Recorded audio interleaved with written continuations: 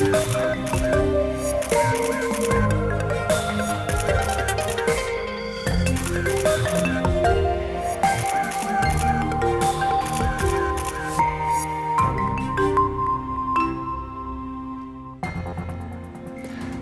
эфір напярэдадні новага году. Падводзім вынікі, гаворым пра навіны і перспектывы. Вітаю гаспадарства, студыя Белсат, Сергей Падсасонны. Запрашаю. Персоны, падзеі, праблемы. Гэта тое, што мы нязменна рыхтуем для вас.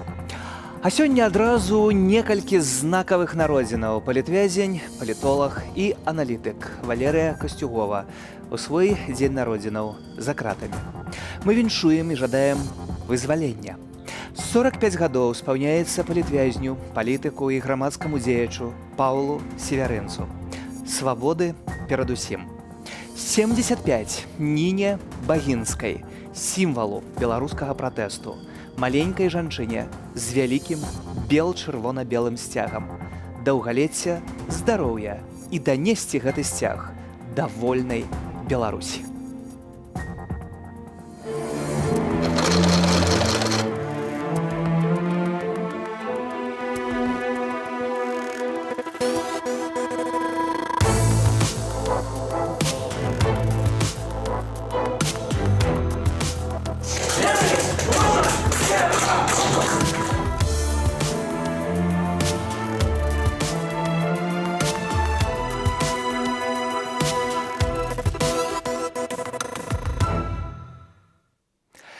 Гэтых асобаў гаспадарства мы яшчэ сёння будзем узгадваць неаднаразова ў нашым эфіры. А цяпер да галоўных тэмаў дня. Правы чалавека – гэта экстрэмізм. Цяпер афіцыйна гэтак званы суддзя Іван Свірыдаў з чыгуначнага раёну Гомля назваў тэлеграм-канал праваабарончага цэнтру «Вясна» экстрэмісцкім. А ў Менску спыніла сваё існаванне яшчэ адна грамадская ініцыятыва. Валанцёры і студэнты-медыкі больш не будуць дапамагаць бяздомным людзям, бо не могуць гарантаваць бяспеку удзельнікам сваёй ініцыятывы. Мы так пастанавілі, бо ўсё цяжэй у цяперашніх умовах рабіць тое, што звычайна робяць НДА і дабрачынныя ініцыятывы. Легальна весці дзейнасць, распавядаць пра сваю місію і каштоўнасці. Вулічная медыцына, зарганізаваная студэнткай медычнага універсітэту Карынай Радчанкай, дзейнічала ў сталіцы больш за 2 гады. У камандзе было каля 20 валанцёраў, яны аглядалі бяздомных, перавязвалі ім раны, давалі лекі. Сябры ініцыятывы рабілі гэта за свае сродкі ў свой вольны час. Летась у студзені Карыну разам з асістэнткай затрымалі падчас аказання дапамогі бяздомным у Міхайлаўскім скверы і асудзілі на 15 сотняў. Яшчэ адзін прыклад рэпрэсіяў без гамульцаў. Сябра памерлага сына Лідзіі Ярмошынай, былога супрацоўніка Генеральнай пракуратуры, пакаралі 2 гадамі калоніі паводле 3 артыкулаў крымінальнага кодексу. Александра Мікалаева абвінавацілі ў абразе гэтак званага прэзідэнта, суддзі і прадстаўніка ўлады. У тым ліку ў абразе былой старшыні Цэнтрвыбаркаму Лідзіі Ярмошынай. Мікалаеў меў блізкае сяброўства з яе памерлым сынам, адвакатам Алексеем Ярмошыным, які разам працаваў з ім у пракуратуры Цэнтральнага раёну Менску. Беларускім лекарам стане прасцей уладкоўвацца на працу за бугам. Паводле Вярхоўнага суда Польшчы цяпер медыкі з-за межаў еўразвязу не абавязаныя здаваць іспыты на веданне польскай мовы.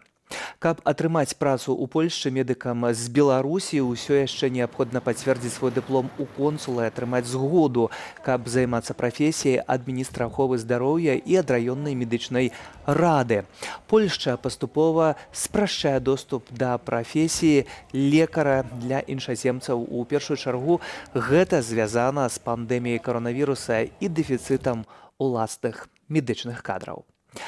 20-гадовы палітвязень Арцём Баярскі за кратамі моцна хварэе. Доктар прызначыў яму ложкавы рэжым, але адміністрацыя следчага ізалятара Наваладарскага адмовілася рабіць тэст на каронавірус. Арцёма Баярскага ўначы этапавалі ў магілёўскую турму. Палідзняволенага Мікалая Дзядка адміністрацыя магілёўскай турмы нумар 4 пасля спаткання з бацькам паставіла на прафілактычны ўлік як схільнага да суіцыду і членашкодніцтва.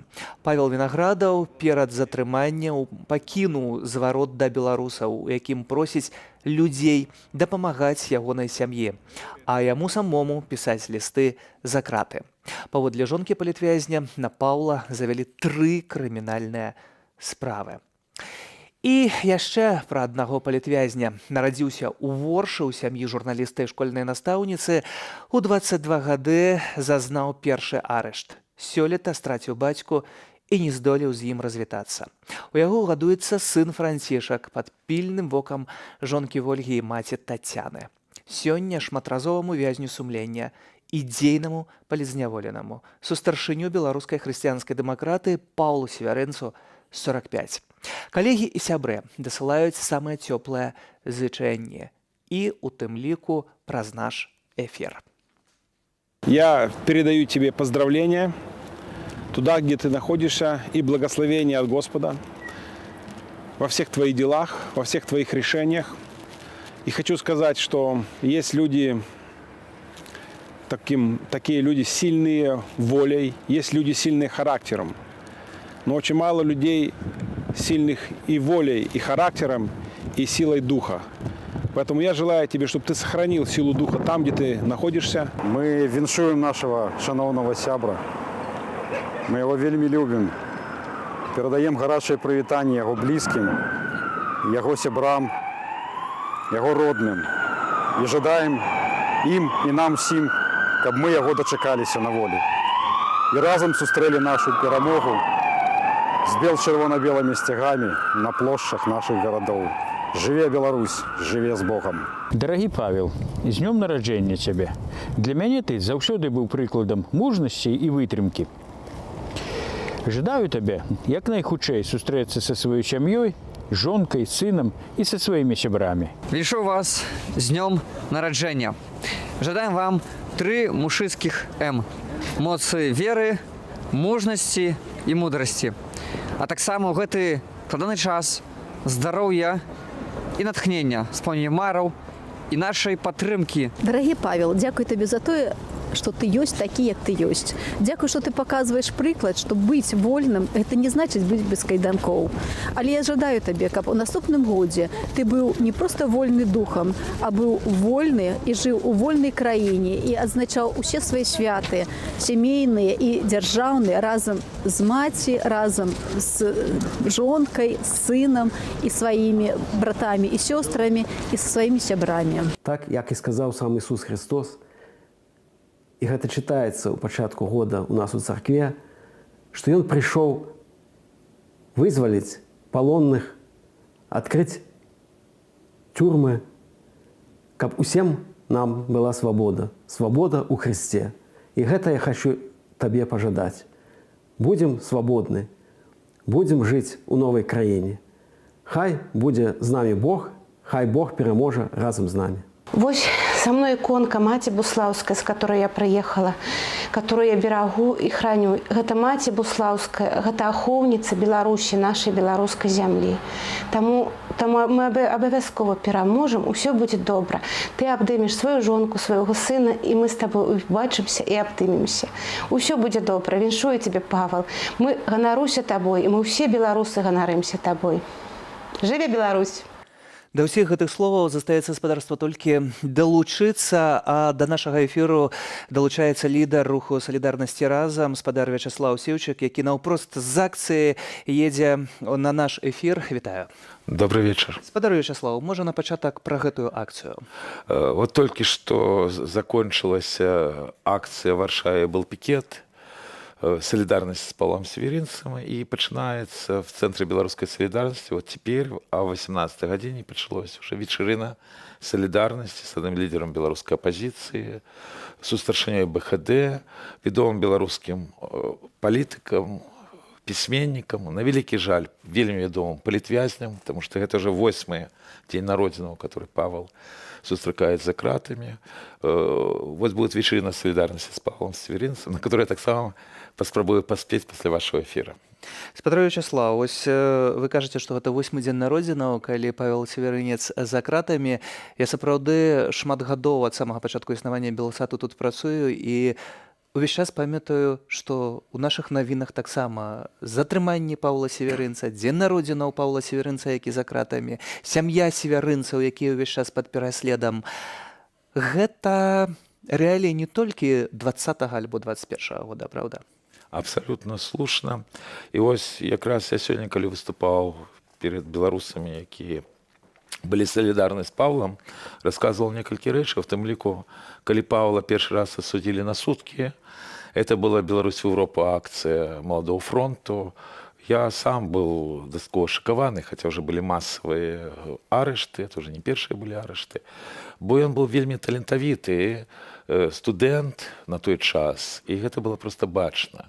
І сапраўды, вось тая банда, которая еще тады захапіла ўладу, яна здзекуецца над нашим беларускім народам, спрабуючы в першую чаргу знішчыць самых талентавітых, самых шчырых беларусаў.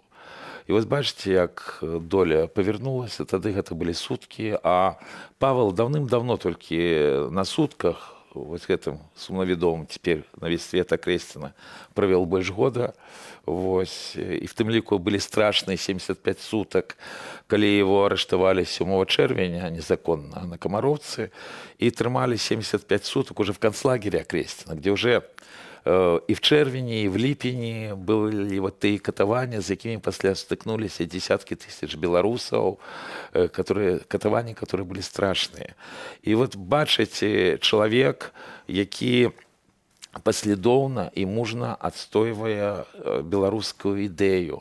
І он все роўна імкнецца зрабіць все, што ад него залежыць, для того, каб Беларусь сапраўды была вольная, як ён казаў, выкарыстаўшы абсалютна некалькі там хвілін, калі людзей дапусцілі по іхняму закрытаму неправеднаму суду. Вось. І он сапраўды все робіць дзеля того, каб беларускі народ нарэшце вызваліцца. І па гэтаму ягоныя тэрміны з кожным разам увесь час вышэйшыя і вышэйшыя. Абсолютно, але так, Павел таксама не адзін.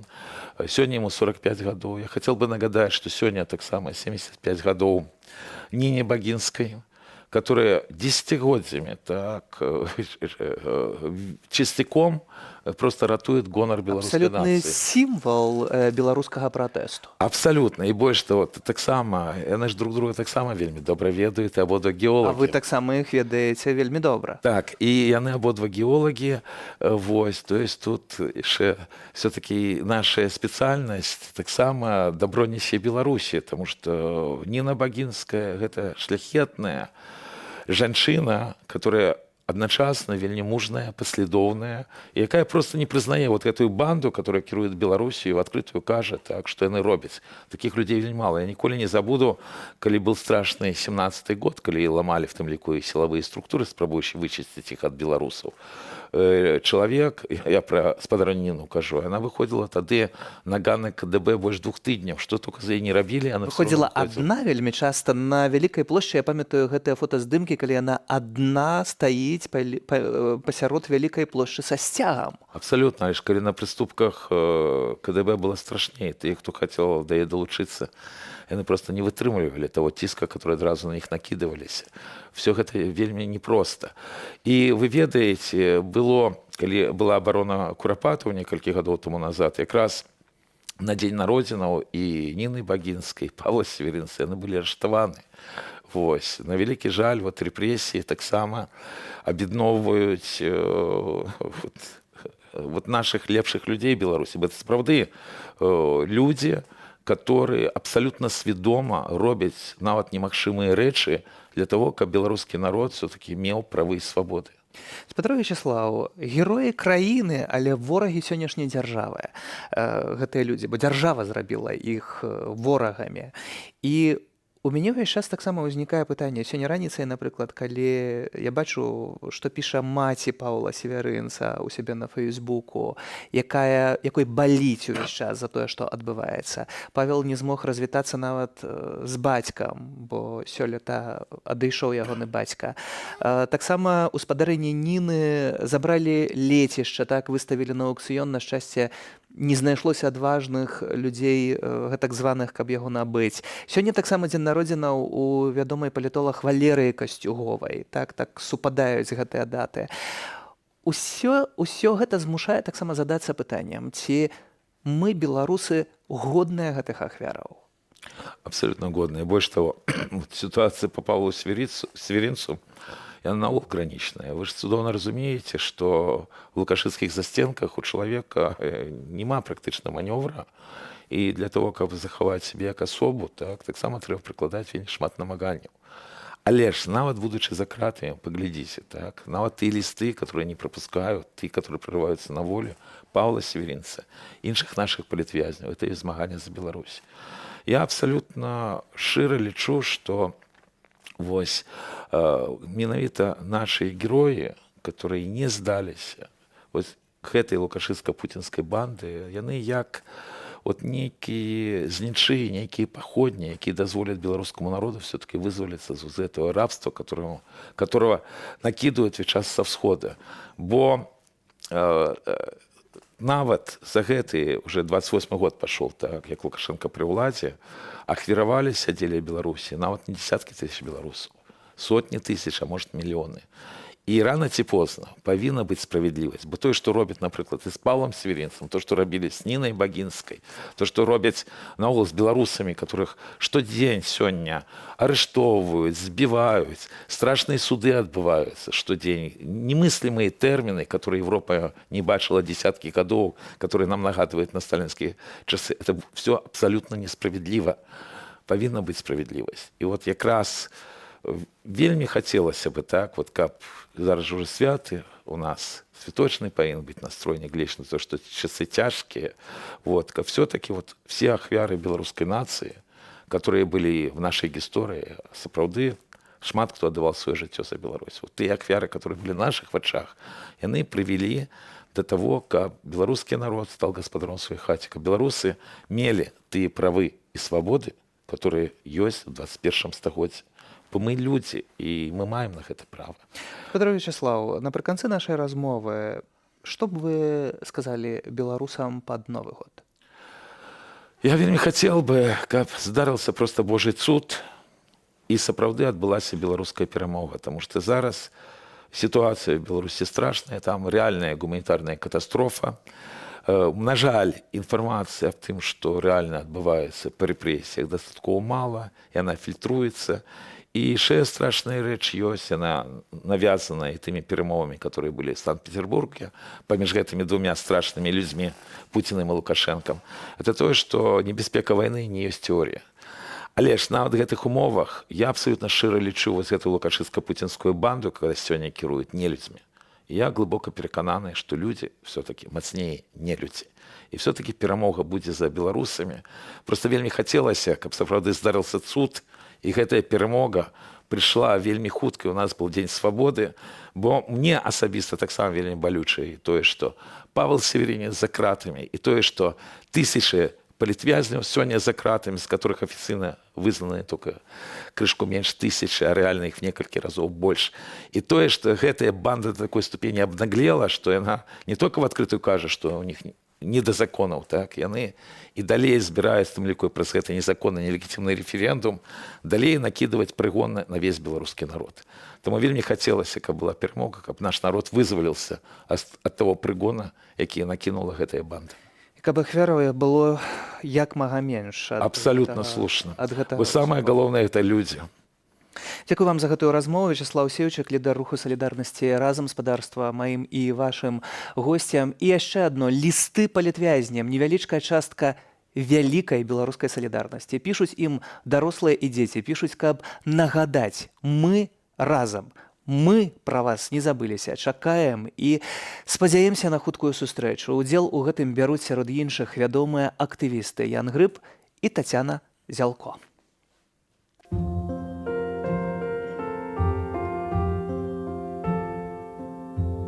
Спадар Павел, братка мой, цябе насмеліўся патурбаваць дзед Ян Грыб. Спадзяюся, ты гэтага дзеда не забыўся. Да мяне дайшлі чуткі, што табе споўнілася 45. З майго пункту гледжання ты юнак. Дай Бог, наш магутны тварэц, табе здароўя, сілы, трываласці. Гэтыя якасці табе патрэбны як ніколі. Я некалі пісаў: яшчэ вам напіша народ свае песні, уславіць герояў свяшчэнны ваш дух, і воля к нам вернецца птушкаю весняй, нашим штандарам пакрые наш рух.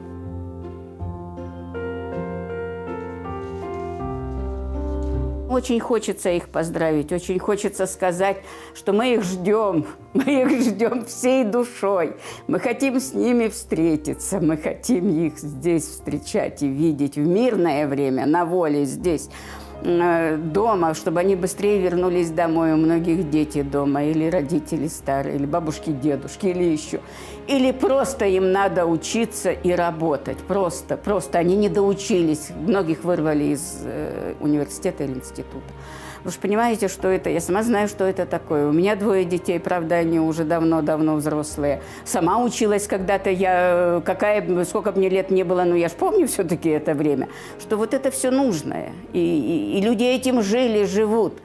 Но эти люди, это действительно люди с большой буквы, потому что они имеют право, и они имеют мужество и смелость иметь свое мнение.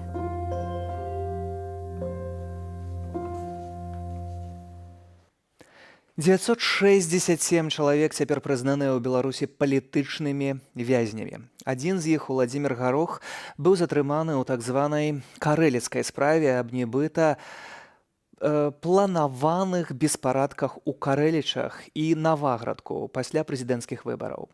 Яго таксама абвінавацілі ў абразе Лукашэнкі. У дзяцей Уладзіміра Гарофа затрымалі падчас мірных пратэстаў у Менску.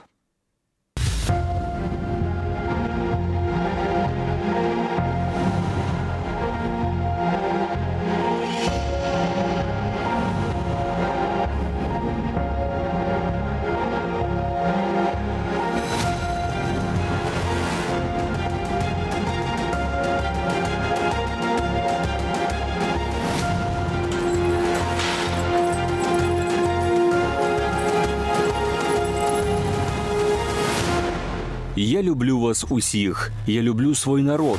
Мы разам, а значыць мы моц. Беларусы, вы найлепшыя.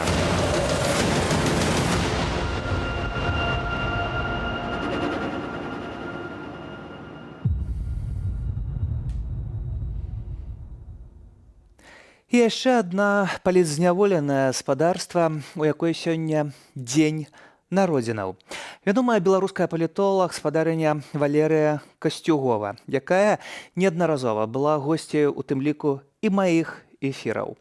Сёння з намі на відэасувязі дачка палітзняволенай Валерыі Касцюговай, Наста Касцюгова. Вітаю. Добрый день. Наста, мы асабіста пазнаёміліся літаральна тыдзень таму у звязку са здымкамі навагодняга звароту спадарыні Святланай Ціхановскай. Мы там сустрэліся, таксама размаўлялі пра ўсё гэта. Сёння дзень народзінаў тваёй маці, і яна самая галоўная. Што б ты хацела ёй сказаць? Ой, ну я уже, в общем-то, сказала ей все в письме. У меня было длинное поздравление, даже 2 подряд, потому что первое я отправила, не надеясь, что получится еще раз с ней связаться именно 30 числа, поэтому у меня получилось 2 поздравления с днем рождения. Ну, в общем-то, сложно пожелать что-то особенно оригинальное человеку, который находится в неволе, кроме того, чтобы выйти на волю. Вот, и, конечно, ну, мы там обменивались шутками, потому что мама моя очень любит и ценит личное пространство, и при этом она находится уже 6 месяцев в тюрьме, где с личным пространством, в общем-то, беда, конечно.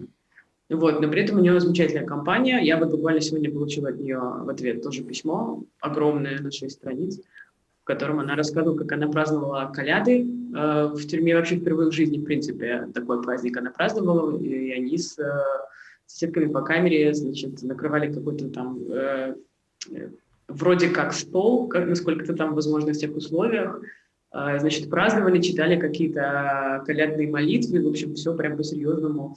Каждый, кто что знал, какие традиции, те и воспроизвел, и вот у них получился настоящий праздник. Нават за кратамі нашыя палітвязні робяць сабе гэтыя невялічкія малыя цуды на каляды.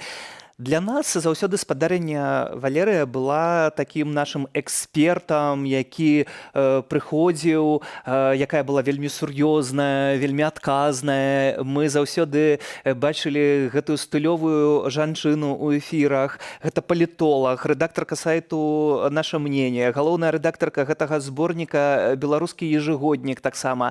Але для цябе гэта не палітолаг, гэта маці і якая яна для цябе, якая яна ў прыватным жыцці? Очень жизнерадостная, очень жизнелюбивая и это человек, который учит других любить жизнь, наслаждаться жизнью. У нее прекрасное чувство юмора. Мы, конечно же, очень много шутим и дурачимся, совершенно, причем такими способами, вроде которыми взрослые там, вроде, как говорится, взрослые так себя не ведут. Мы там можем вплоть до того, чтобы полезть на какие-то там аттракционы, где-то там валяться в подушках, драться. Есть же у меня сын, ее внук, с которым мы тоже постоянно дурачились. Поэтому, конечно, не бывает таких людей, которые вот всегда очень серьезные такие. Понятно, что это ее профессиональный образ, но в жизни каждый, кто ее знает, знает, что это, конечно, учтивая женщина с прекрасными манерами, но абсолютно с прекрасным чувством юмора, легкая, свободная, веселая, заражающая этим весельем всех остальных. Сёння ты працуеш у камандзе Святланы Ціхановскай. Літаральна учора я ехаў у метро і чытаў твой, як ты напісала, асцярожна даўгі пост на Фейсбуку, у якім гаворыш пра тое, што калі працуеш у палітыцы, нельга альбо хаваеш свае эмоцыі вельмі часта, але ты пад святы, пад вынікі года хочаш пагаварыць пра свае гэтыя эмоцыі. Якія ў гэтым эмацыйным чалавечым плане у цябе такія планы, задумы на наступны год? Ой, я думаю, что я не единственный человек, который понял, что невозможно и не нужно, главное, слишком ударяться в какое-то самопожертвование. И нужно всем людям вообще, которые стремятся к переменам, не только те, которые занимаются этим профессионально, как теперь занимаюсь я, но и те, кто находится внутри страны и думают о том, как они могут помочь, и всячески помогают и двигают эту историю вперед. Всем нужно отдыхать, всем нужно заботиться о себе, всем нужно давать себе радоваться, не запрещать себе радоваться. Наверное, самое главное — это не устанавливать какой-то запрет на радость. Я вижу ужасный совершенно такую тенденцию в соцсетях, что часть аудитории чью-то чужую радость воспринимает чуть ли не как личное оскорбление, потому что люди в тюрьмах, радоваться сейчас нечему, и поэтому никто не может ничего радостного писать. Вот. И я считаю, что мы все должны в этом плане друг другу какой-то свободы и возможности наслаждаться иногда жизнью, потому что невозможно все время выезжать на каком-то самопожертвовании и борьбе. Люди должны получать позитивные эмоции, восполнять вот эти потери психологические где-то, чтобы это все возвращать в наше движение и двигаться вперед. Поэтому у меня к себе на следующий год не то чтобы есть требования, у меня наоборот к себе требования, иметь к себе поменьше требований, чуть-чуть от себя отстать и позволять себе, давать себе какое-то время на жизнь, на наслаждение ею, потому что когда мы отвлекаемся вообще от этой борьбы и просто смотрим на то, какое все вокруг красивое и прекрасное, и оно не становится, то есть, не знаю, красивый снег, замечательный закат, просто очень хороший день, это дает энергию на то, чтобы делать все остальное. Поэтому наверное, вот такой у меня план, поменьше к себе требований предъявлять. Зрэшты, мне ўзгадаліся цяпер словы спадарыні Тацяны Севярынец. У Паўла Севярынца, ейнага сына, сёння таксама дзень народзінаў, яму 45. Ён таксама палітвязень і таксама за кратамі. І яна таксама напісала так, што калі я бачу, што вам добра, то і мне ад гэтага добра. Радавацца таму, што ў іншых усё атрымліваецца. Гэта таксама вельмі важна. Напрыканцы нашай гутаркі я б хацеў таксама завяршыць тым, з чаго пачаў. Гэта навагодні зварот, які ўсе мы пабачым заўтра ўжо з Святланы Ціхановскай. Чаму мы павінны яго глядзець? Потому что он про то, что все мы чувствуем. Потому что это не будет история о том, что давайте просто поговорим о чем-то хорошем и праздничном, и как бы не будем замечать реальность. Он на самом деле про правду, про то, как все есть, и про будущее. И про то, что несмотря на то, какая сложная сейчас ситуация, будущее у нас есть, и оно неизбежно. Будзем абавязкова глядзець. Дзякую за гэтую размову. З днём народзінаў маму. Наста Касцюгова, дачка палізняволенай Валерыі Касцюговай, была з намі на відэасувязі. Уже заўтра спадарства заахвочваю правесці вечар з Белсатам, нягледзячы ні на што. Чароўная навагодняя ноч. Праграма адмысловая і насычаная. Жэшчайшы мульт і мюзікл «Вяртанне дадому», народны альбом, крамбамбуля, ўсё самае лепшае і самае любімае. А ад 23:45 навагодні зварот Святланы Ціхановскай вас чакае неспадзяванка. Я асабіста пабываў на здымачнай пляцоўцы ў Вільні і кажу пра тое, што пабачыў на ўласныя вочы. Абавязкова глядзець.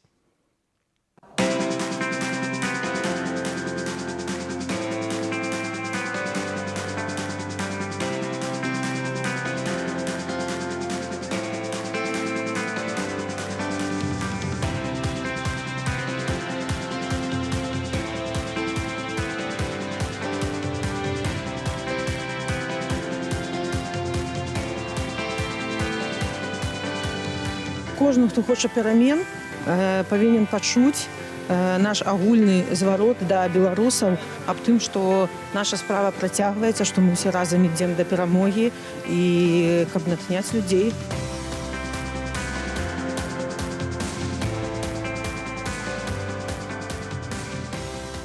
У Вільні адчувальная тэмпература -15, вельмі і вельмі холадна. І тут записваецца навагодні зварот Святланы Ціхановскай, які, спадзяюся, разагрэе і эмоцыі і ўсіх нас.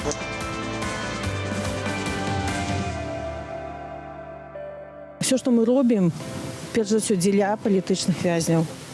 Як я казала, гэта наша першапачатковая мэта, а наступная мэта гэта перамены, гэта новыя сумленныя выбары.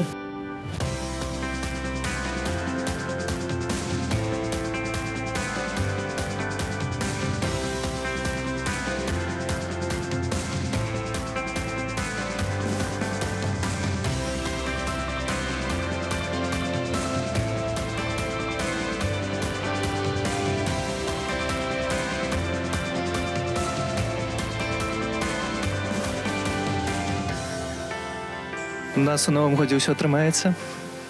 Я спадзяюся. Жыве Беларусь. Жыве вечна.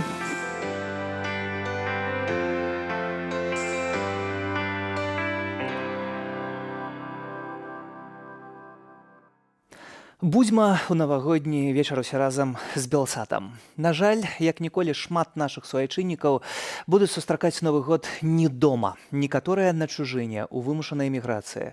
Хтосьці, што яшчэ горш, за кратамі. Якое бывае навагодняя ноч у турэмных умовах? Нам распавялі пра гэта цяпер ужо былы вязень сумлення Дзмітрый Фурманаў, які сёлета вызваліўся, і маці палітычнага зняволенага Ігара Аліневіча, спадарыня Валянціна. Цяпер бацькі маюць магчымасць падтрымліваць сувязь з сынам толькі праз сціплыя перадачы. Меня поместили в камеру, где уже находились 2 других арестанта. Ну и я с этим обрадовался, посчитал, что это лучше, чем встречать одному Новый год, естественно. У меня уже были подготовлены кое-какие припасы на новогодний стол, ну, на вечер, на ужин. И мы быстро сделали там салат какие-то. Ну, самый простой был салат – это горошек, кукуруза и килька. Это то, что купил я в двотоварке в этой тюрьме гродненской. И мы это все перемешали просто, и, ну, чтобы быстрее, потому что Новый год был практически на носу. Ну да, еще можно сказать, что в этот день чуть больше давали людям, арестантам, расслабиться. Отбой был формальный, но люди могли как бы двигаться в камерах, и за это не было нарушений, не считали. И, кажется, утром тоже там был подъем в 6 утра, как обычно, но утром было, ну, тоже не наставили, чтобы никто там не спал и так далее. Все было, в принципе, культурно в этом плане и по-человечески. Но, опять же, вернусь к тому, что как мы встречали. Ну да, у меня еще были такие веревочки сделаны. И когда еще находился один, я на них вешал вот эти открытки, которые мне присылали люди. И, ну, это типа такая, как гирлянда из открыток получалась. Это тоже быстро развесил, чтобы было как-то по-новогоднему, поуютнее. Ну и, в принципе, да, мы еще заварили чай этот крепкий, чефирь, и, ну, потому что надо как-то поздравить друг друга. Когда уже там ближе к 12 уже по всей тюрьме понеслись вот эти простукивания по стенам с помощью кулака. Это стандартная мелодия, это «Динамо», которую все знают. И таким образом все, ну, образом все и поздравляют с Новым годом друг друга.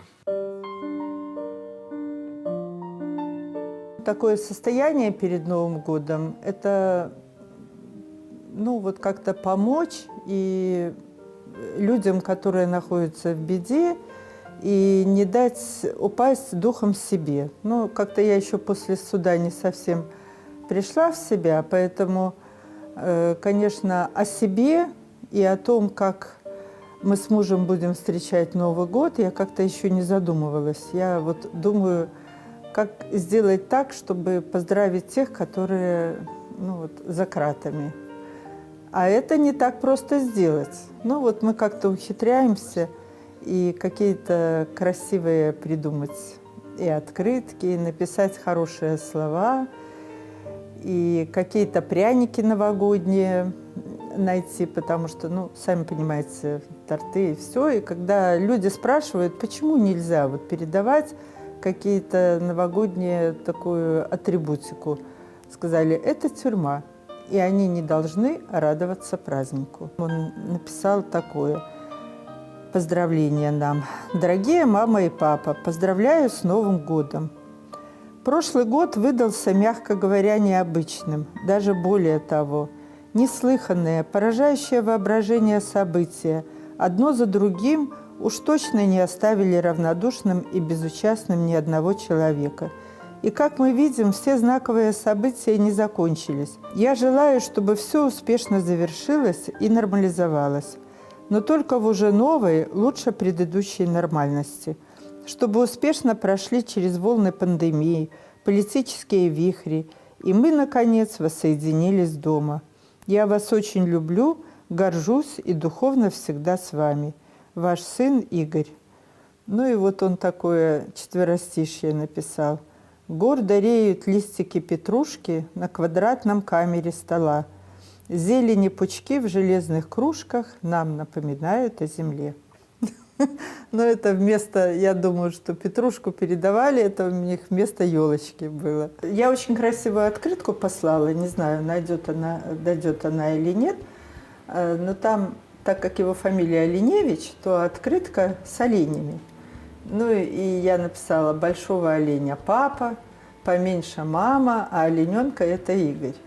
Ну и написала, что ну вот поздравляю тебя, сынок, с Рождеством, и я очень надеюсь, что твоя путеводная звезда всегда приведет тебя к нашему воссоединению, к свободе и к жизни.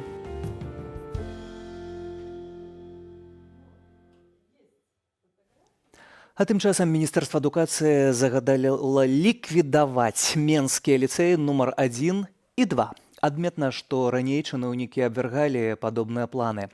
Днямі пра гэта стала вядома ўжо афіцыйна. Цяпер у сталіцы застаюцца ліцэй БДУ, БНТУ і Менскі абласны ліцэй. Але і тут спакою гаспадарства не будзе. Міністэрства адукацыі Беларусі змяніла правілы прыёму ў ліцэй БДУ і тым самым пазбавіла ўстанову прывілеяў, якія былі да гэтага. Цяпер іспыты ва ўсе ліцэі будуць праходзіць адным часам. Дагэтуль ліцэй БДУ меў магчымасць ладзіць уступную кампанію раней за іншыя установы адукацыі. Заданні для іспытаў будзе распрацоўваць Рэспубліканскі інстытут кантролю ведаў. Раней для ліцэю БДУ іх рыхтаваў сам БДУ. Залічваць у ліцэі цяпер будуць толькі тых, хто атрымае не менш, чым 6 балаў за іспыт. Вось такія новаўвядзенні, і ўжо цяпер са мной у студыі спадарства выпускнік ліцэю БДУ і галоўны рэдактар Еўрарадыё Павел Свердлоў. Вітаю. Прывітанне. Павел, вось тое, што мы назіраем сёння, змагання з ліцэямі, гэта ж не проста змаганне з ліцэямі, мы сёння абмяркоўвалі ў рэдакцыі, хіба гэта змаганне з усёй сістэмай адукацыі? Ну, увогуле, сістэма адукацыі – гэта фундаментальная рэч для грамадства. І ўлады, яны могуць разглядаць яе па-рознаму. Нармальным уладам, якія думаюць на перспектыву, там 50 гадоў, 100 гадоў пра развіццё грамадства, натуральна патрэбныя такія установы, як ліцэі, як гімназіі, і як ліцэй БДУ ў прыватнасці. А ўладам, якія думаюць пра тое, як кіраваць грамадствам тут і цяпер, ці там у перспектыве 2 гадоў, калі мы кажам пра закрыццё ліцэяў, падаецца, што закрыццё ліцэяў вырашыць нейкія іх праблемы. Але я асабіста абсалютна далёкі ад гэтай думкі. Можа, вядомыя выпускнікі ліцэю БДУ гэта праблема? Павел Свердлоў, галоўны рэдактар Еўрарадыё. Я так думаў, што так і будзе. Павел Свердлоў, галоўны рэдактар Еўрарадыё. Ягор Марціновіч, галоўны рэдактар нашай Нівы, які за кратамі. Марына Золатава, галоўная рэдактарка Тутбай, якая за кратамі. Алексей Шэйн, адзін з заснавальнікаў Маладога фронту і сустарчыня БХД. Андрэй Курэйчык, сцэнарыст, які ў эміграцыі. Яўген Валошын, музыка і журналіст незалежны. Гэта ўсе асобы, толькі некаторыя з іх выпускнікі гэтага ліцэю, якія вельмі непажаданыя. Ну вось мы назвалі 6 асобаў, да? А выпускнікоў ліцэю за 30 гадоў, мне здаецца, шмат тысяч, да? І калі мы возьмем любую іншую мінскую школу, то я думаю, што 5-6 палітвязняў, ну не ў кожнай, да, але набярэцца. І тут, мне здаецца, логіка ўладаў, яна абсалютна прымітыўная. Яна палягае ў тым, што вярхі, яны патрабуюць ад нізоў вырашыць пытанне, неяк змяніць сітуацыю. Ну, ці ў нашым выпадку не дапусціць паўтору 2020 года ва ўмоўным 2023 ці 2025. І ім кажуць, ну, прапануйце, што, як мы будзем вырашаць. І вось гэтыя нізы, чыноўнікі, яны прыдумалі, што яны закрыюць ліцэі, яны закрыюць гімназіі, і гэта быццам бы нейкім чынам вырашыць праблему і зменіць нейкі акцэнт у грамадстве. Але, слухайце, 6 чалавек мы назвалі. Мы яшчэ можам назваць чалавек 20-30, да? Эфіру не хопіць, калі мы пачнем Да, пералічваць. але з Марынай Золатавай у класе вучылася яшчэ 20 чалавек. Дзе яны? Яны палітвязні? Не, яны не палітвязні. Яны, я думаю, працуюць у навуцы, у культуры, у іншых сферах, там, дзе ім трэба працаваць, там, дзе як склалася іх жыццё. І, нехта з іх там больш у палітыцы ангажаваны, нехта менш, асабліва пасля 2020 Такія Марыны года. Золатавы для ўладаў больш небяспечныя, чым тыя 20. Але, паўтаруся, у кожнай школе была нейкая Марына Золатава. А калі Мікалай Статкевіч вучыўся, увогуле не было ніякага ліцэя БДУ. Трэба зачыняць усе школы, атрымаецца. А я да ліцэю БДУ, напрыклад, учыўся ў сярэдняй школе нумар 74. Ну так што?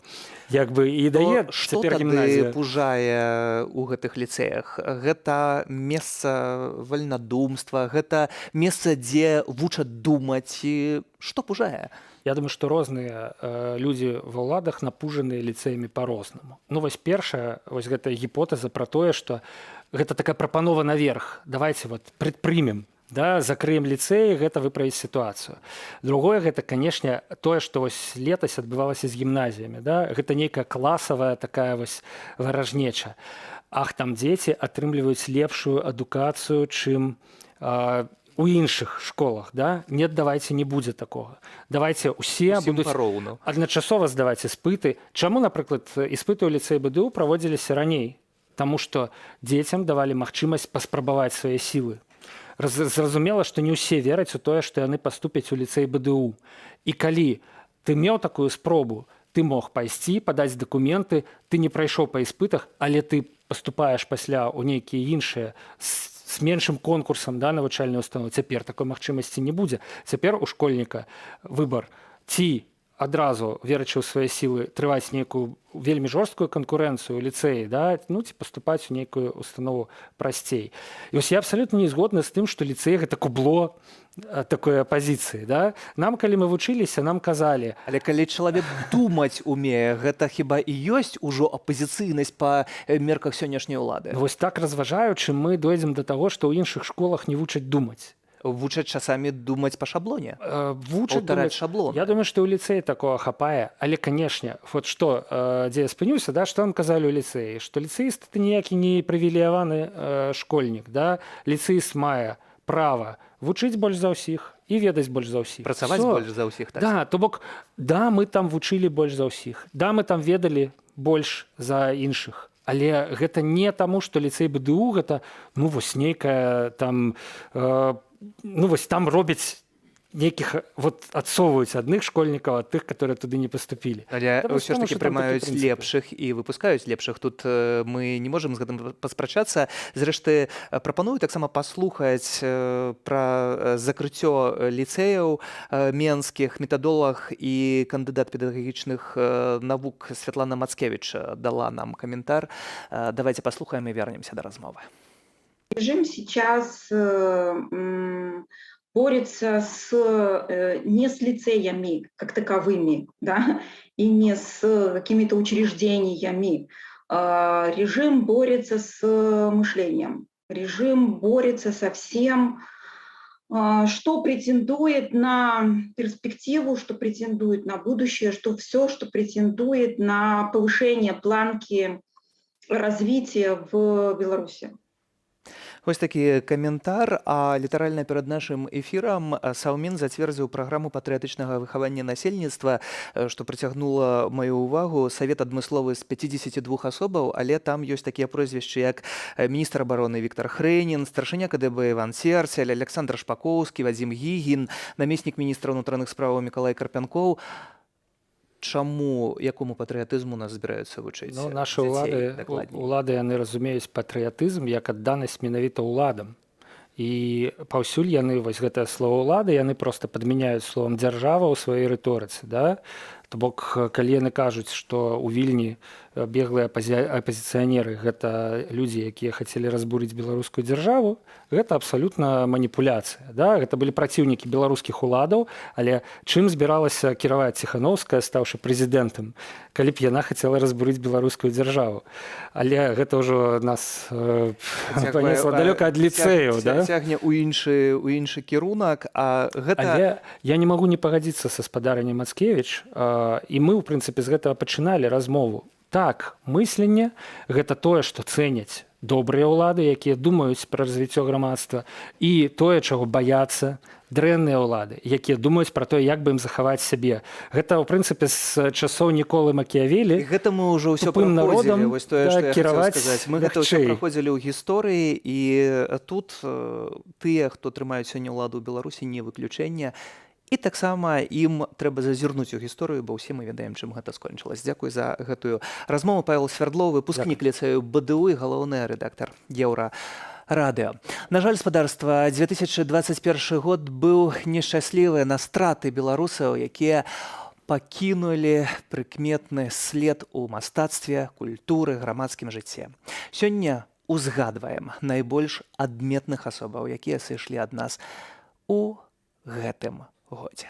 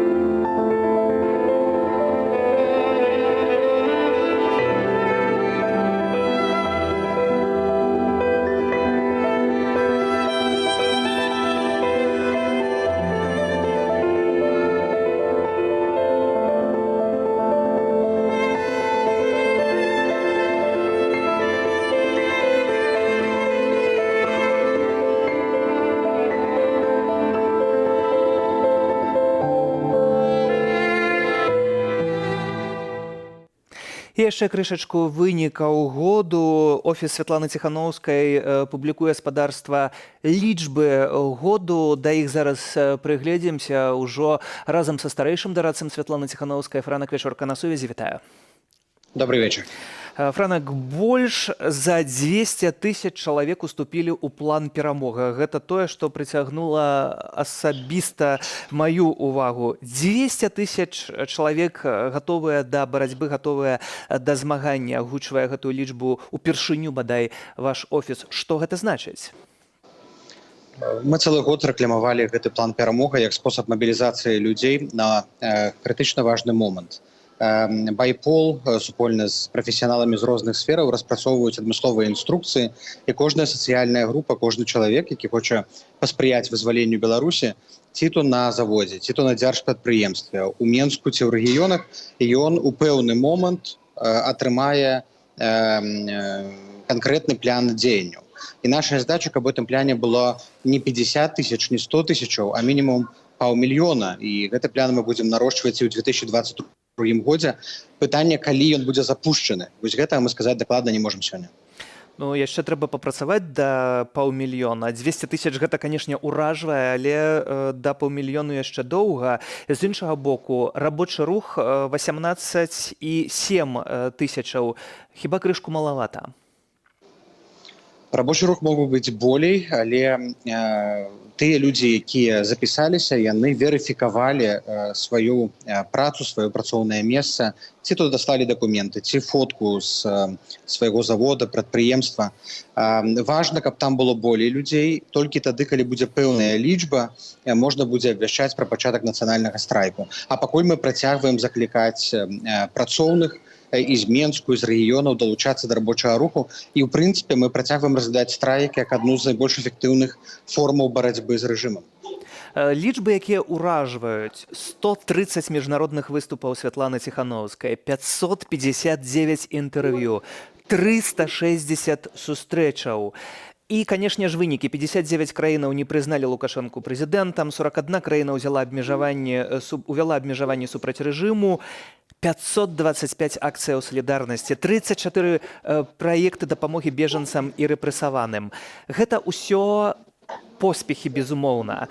Александр Лукашенко пры гэтым сустракаецца пераважна з Уладзімірам Пуціным. І напярэдадні таксама мы назіралі за гэтай сустрэчай. Ці яна дала нейкі знак для вас, гэтая сустрэча?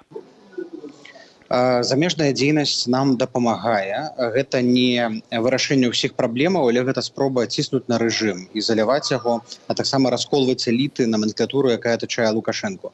У Лукашэнкі зараз, па сутнасці, адзіны саюзнік, гэта Крэмль, гэта Пуцін. Пуціну выгадна, што ёсць слабы Лукашэнка, і ён такім чынам можа прасоўваць свае інтарэсы, але сустрэча, якая адбываецца цяпер у Расіі, і гэты хакейны матч, гэта хутчэй піяр. Мы бачым, што Лукашенко вяртаецца без нейкіх канкрэтных грошай, а яму грошы патрэбныя ў першую чаргу. І пры гэтым выглядае, што Пуцін таксама не вельмі задаволеным. Лукашенко, мабыць, абяцаў правесці рэферэндум, пачаць транзіт улады, але далей за абяцанні гэта не зайшло.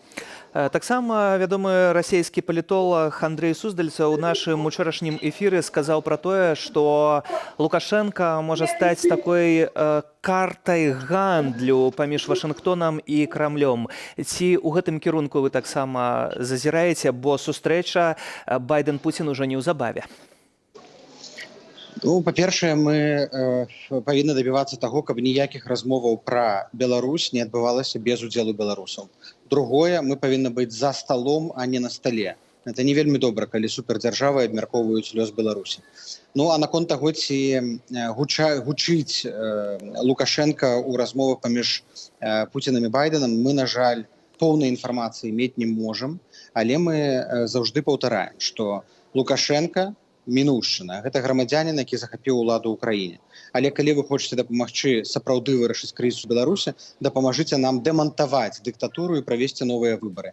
Калі ў тых перамовах паміж Вашынгтонам, Брусэлем, Масквой будзе гучаць гэты план як выхад з крызісу, тады мы яго падтрымаем. Але без свабодных выбараў, без дэмантажу дыктатуры мы ніякія варыянты, ніякія опцыі разглядаць не будзем. Франак, напрыканцы літаральна 20 секундаў віншавання для беларусаў. Моцы, аптымізму, адзінства, яго трэба захаваць, яго трэба падтрымліваць. Мы пражылі вельмі складаны год. Гэта год гістарычны, як і 2020. І давайте просто давядзем пачатае да канца. Франак Вячорка, старэйшы дарадца Святланы Ціханаўскай, дзякую за гэтую размову з надыходзячым Новым годам. І на сёння ў студыі Белсацпадарства стаўлю кропку. Наперадзе аб'ектыў, я ж развітваюся і кажу: бывайце, да Новага года. Сустрэнемся ўжо ў 22-м. Няхай навагоднія зоры ззяюць і здзяйсняюць жаданні. Вясёлых святаў. Для вас сёння, як і цягам года, працаваў Сергей Падсасонны. Напрыканцы паказ беларускай моды ў Кіеве. Аўтарка калекцыі беларуска Алла Марціновіч называе сябе пратэставым дызайнерам. На стварэнне убораў у бел-чырвона-белых колерах з дадаткам чорных дэталяў яе натхніла сітуацыя, што склалася ў Беларусі. Гэта спосаб барацьбы Аллы Марціновіч супраць гвалту і рэпрэсіяў за вольную радзіму. Не забывайцеся пра свабоду палітвязняў і Беларусь. Да сустрэчы ў эфіры. І будзьце з намі заўтра ў навагоднюю ноч. Таксама о 23:45 зварот Святланы Ціханаўскай.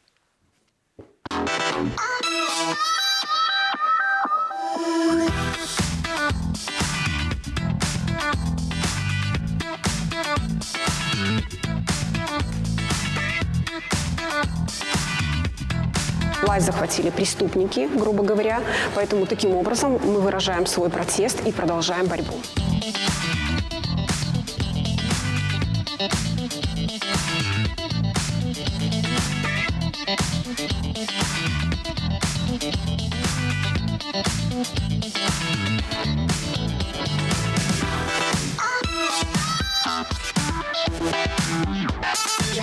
Это больше такая забастовочная коллекция, которая привлекает внимание прежде всего, что в Беларуси творится чернь.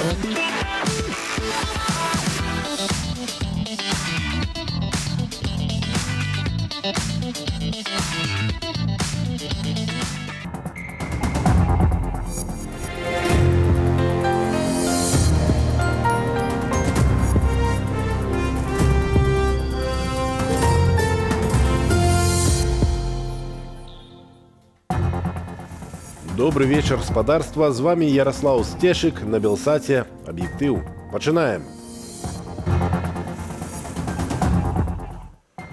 У Беларуси амаль 1000 признанных политвязней.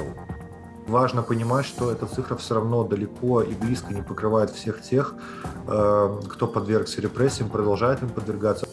Як подтримать осужденных за сумленность? Желаю тебе здоровья крепкого, желаю тебе там, где ты находишься, написать еще одну книгу. Цены. Стой. Раз, два. вытворцы, якія будуць парушаць гэту цэнавую дысцыпліну, таму што заплаціць кантралёру нейкія кары будзе для них лепш. Міністэрства антыманапольнага рэгулявання і гандлю працягне штучна ўтрымліваць цэны на сацыяльна значныя тавары. Але ўводзіць талоны на ежу для бедных урадоўцы пакуль не будуць. Якіх коштаў на харчы чакаць бізнесу і пакупнікам? Рэгуляванне цэнаў на сацыяльна значныя тавары ў Беларусі працягнулі на 3 месяцы. Праўда, сам спіс днямі скарацілі больш чым удвая. У ім было 62 тавары, цяпер 29. Адзінае, што будзе, гэта вытворцы, якія будуць парушаць гэту цэнавую дысцыпліну, таму што заплаціць кантралёру нейкія кары будзе для них лепш, чым выконваць гэтае бязглуздзіцу, гэтыя цэнавыя паталкі. Ідэю адмяніць рэгуляванне цэнаў Міністэрства гандлю тлумачыць стратамі прадпрыемстваў. Замест рэгулявання месяц таму віцэ-прэм'ер Александр Суботін прапанаваў падтрымаць маламаёмых бонуснымі картамі на прадукты. Картаў не ўвялі, а міністра гандлю Уладзіміра Калтовіча адправілі ў адстаўку. Яму на замену прыйшоў экс-спартовец і менеджер аграхолдынгу Алексей Богданов. Ён паабяцаў, цытата, забяспечыць для простага беларуса шырокі асартымент прадукцыі за адэкватны кошт. Калі цэны зафіксаваны ніжэй за ўзровень рынку, тады што адбываецца? Просто першае, змяняецца якасць тавараў, па-другое, зменшаецца продаж альбо вытворчасць тавараў, зноў ідзе альбо імпарт, які з кантрабанды, альбо просто гэтыя тавары вымываюцца і экспартуюцца. І замест таго, каб людзі мелі шырокі асартымент танных тавараў даступных, маем адваротную сітуацыю. Цэны ў Беларусі рэгулююць на 2 узроўнях.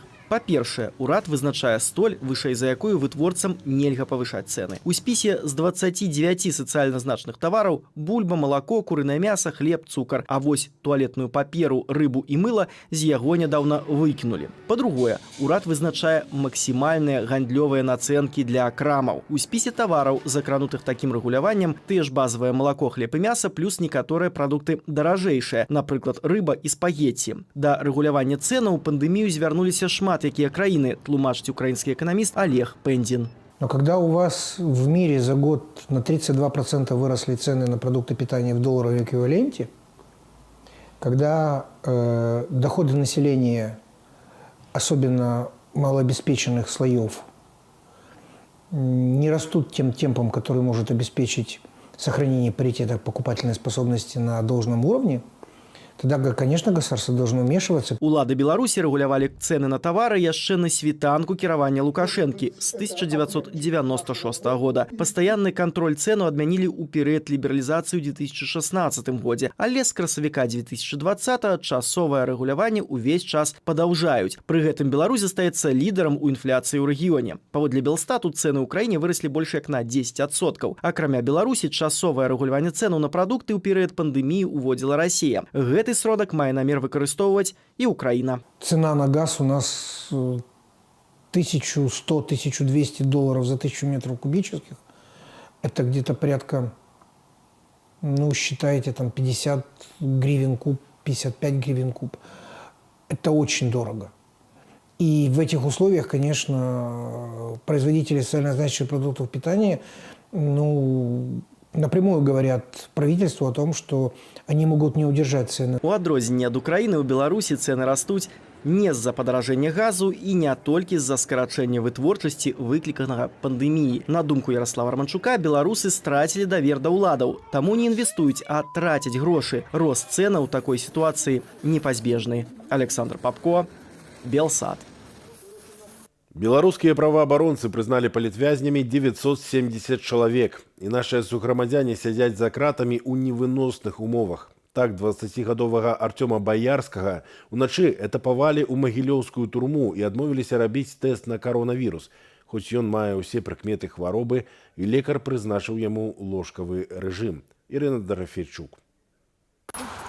19гадовы Глеб некалькі тыдняў таму мусіў уцякаць з Беларусі, нелегальна мінаючы мяжу праз раку. На мне была корка снега и льда, но я все-таки выжил. Маладзён пастанавіў уцячы з краіны, бо пасля апеляцыйнага пратэсту суд змяніў ягоны першапачатковы вырак. Прокурор запрашивала год колонии общего режима, но на первом суде мне присудили 1 год и 6 месяцев домашней химии. Прокурору это не понравилось, и она подала апелляцию. И уже на втором суде мне присудили год колонии. У сітуацыі пераследу за выказванне палітычнай пазіцыі застаюцца тысячы беларусаў. У адной толькі берасцейскай карагоднай справе асудзілі ўжо 114 чалавек. Удзельнікі ініцыятывы «Дысідэнт BY» адзначаюць, кожны тыдзень дадаюцца 30-40 асобаў да спісаў тых, хто цярпіць ад рэпрэсіяў. Важно понимать, что эта цифра все равно далеко и близко не покрывает всех тех, кто подвергся репрессиям, продолжает им подвергаться, потому что только по официальным заявлениям, мы всегда это говорим, чуть меньше, чем 5000 уголовных дел было заведено в связи с протестными событиями. На конец минулого года в Украине было 169 признаных правооборонцами политичных вязняў. Теперь их амаль у 6 разов больше. Никаких предпосылок для того, чтобы думать о прекращении вот прямо там завтра или в ближайшее время волны этих репрессий мы не усматриваем.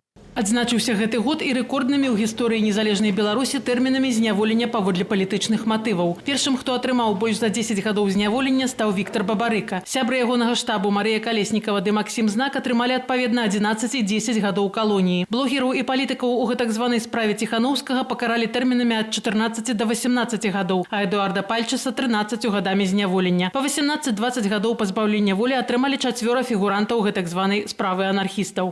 Те приговоры, которые вынесены сейчас на вот эти вот жуткие сроки, они не должны заставить нас забыть о приговорах, которые вынесены на меньшие сроки, но тем не менее также произвольно.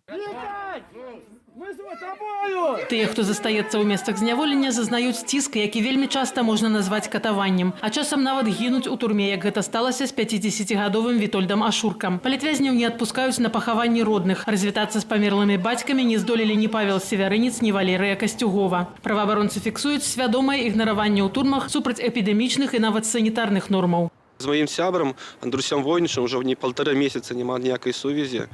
Это вельмі цяжка і для яго родных, я разумею, што для цього Андрэя. Бо Андрэй Войніча ёсць шэраг такіх захворванняў, якія несуць непасрэдную пагрозу жыццю. Ад палітзняволенай Паліны Шарэнды-Панасюк больш за месяц не было вестак. Да яе не пускалі адвакаты і не прымалі перадачаў. А з апошняга ліста вынікае, што жанчыну змясцілі ў памяшканне камернага тыпу. Паліна трымаецца добра, нават у сваім лісце яна перадае такое невялічкае пасланне да мяне, для ўсіх беларусаў, што нельга здавацца, трэба працягваць барацьбу. А любы дыялог з уладамі трэба пачынаць з безумоўнага вызвалення ўсіх палітычных вязняў, падкрэсліваюць праваабаронцы. Ірына Дарафейчук, Белсат. Інфармацыйная прадукцыя тэлеграм-каналу праваабарончага цэнтру «Вясна» і яго аналагаў у соцсетках названая экстрэмісцкімі матэрыяламі. Пастанову вынес суддзя чыгуначнага раёну Гомля Ілля Свірыдаў, які і раней быў датычны да палітычных рэпрэсіяў. Праваабарончы цэнтр «Вясна» аказвае юрыдычную дапамогу пацярпелым ад дзеянняў сілавікоў і дакументуе парушэнні правоў чалавека ў Беларусі. За гэта «Вясну» пазбавілі рэгістрацыі ў Міністэрстве юстыцыі, праваабаронцаў арыштоўвалі і пазбаўлялі волі на некалькі гадоў. На сёння за кратамі застаюцца 7 вясноўцаў. Сёння спаўняецца 45 гадоў палітыку і грамадскаму дзеячу Паўлу Севярынцу. Свой юбілей ён адзначае за кратамі 3-й год запар. Віншаванні палітвязню ляцяць з усяго свету. Я прийшов на пікет солідарності і протесту підтримати затриманого Сергія Тихановського, затриманого Миколая Статкевича, затриманого Дениса Урбановича, усіх тих, кого затримали за выказывание протесту. Літаральна праз дзень пасля пікету ў падтрымку Святланы Ціханаўскай затрымалі і яго. 7 чэрвеня 2020 года Павел Севярынец трапіў у няволю. А праз год суддзя Ірына Ланчава вынесла палітыку і пісьменніку вырак 7 гадоў калоніі ўзмоцненага рэжыму.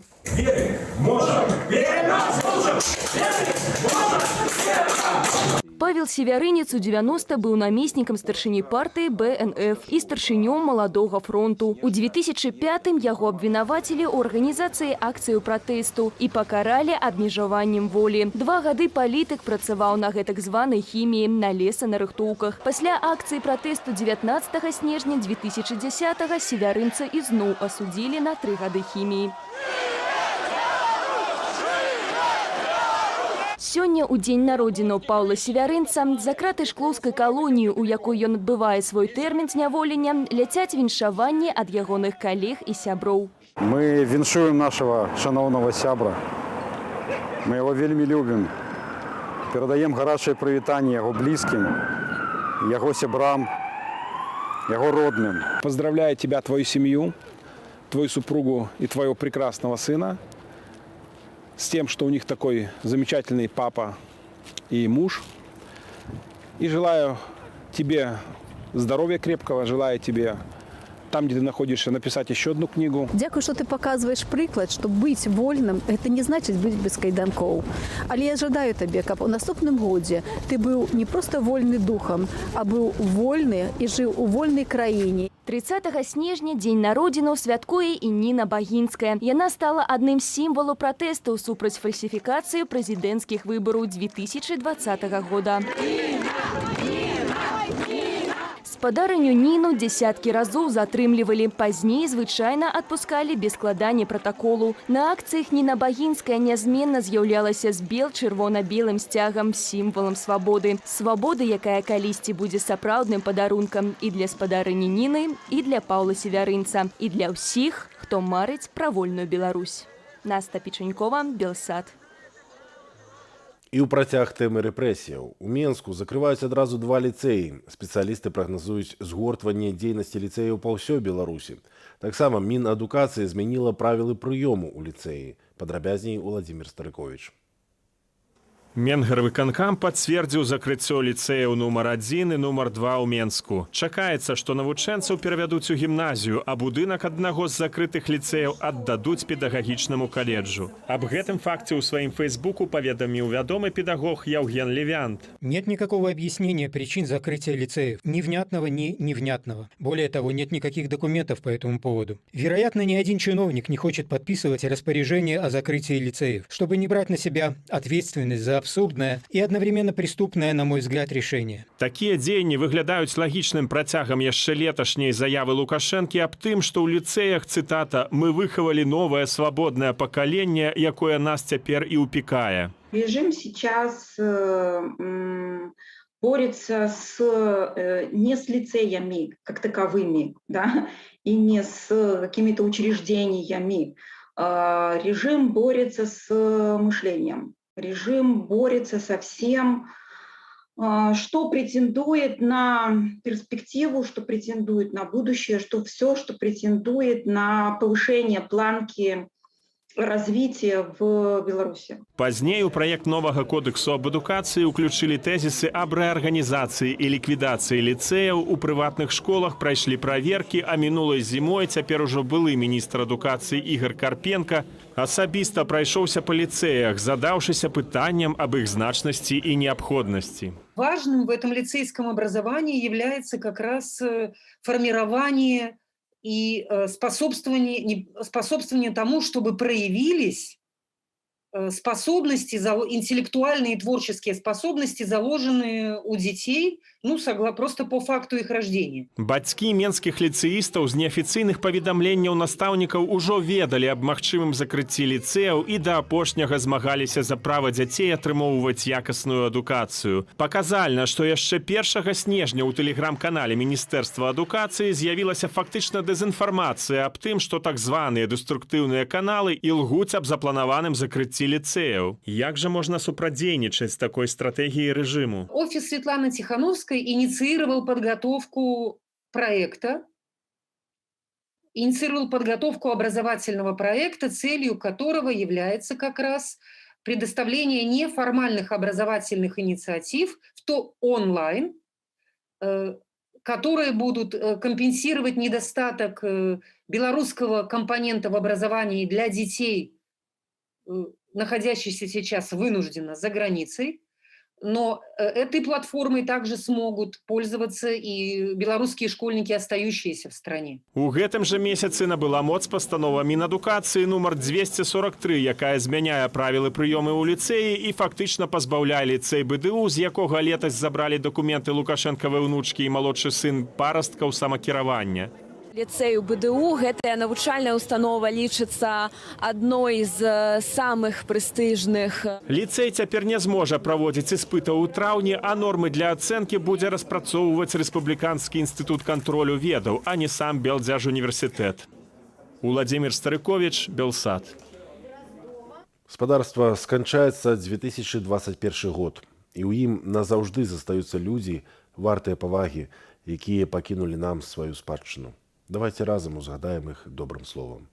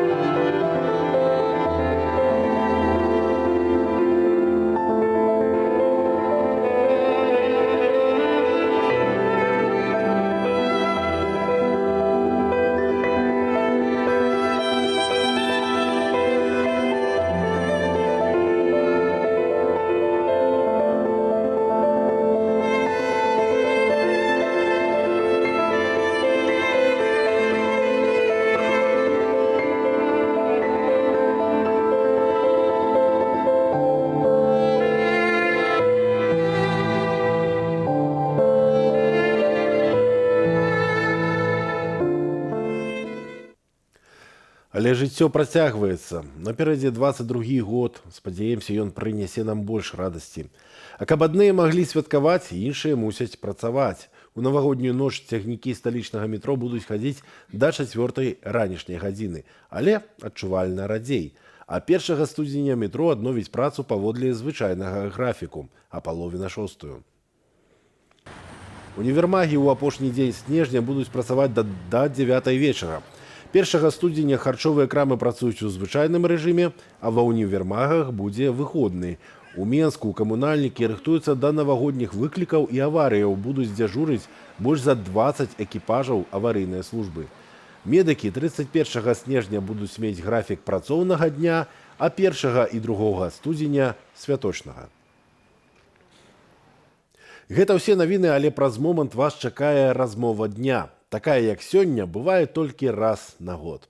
Гаспадарства, заранёў віншую вас з Новым годам і зычу, каб у вас у жыцці заўжды было месца для радасці, каб можна было абняць блізкіх людзей і каб наша Беларусь стала зусім іншай. З вами быў Ярослаў Сцешык. Сустрэнемся ў 2022.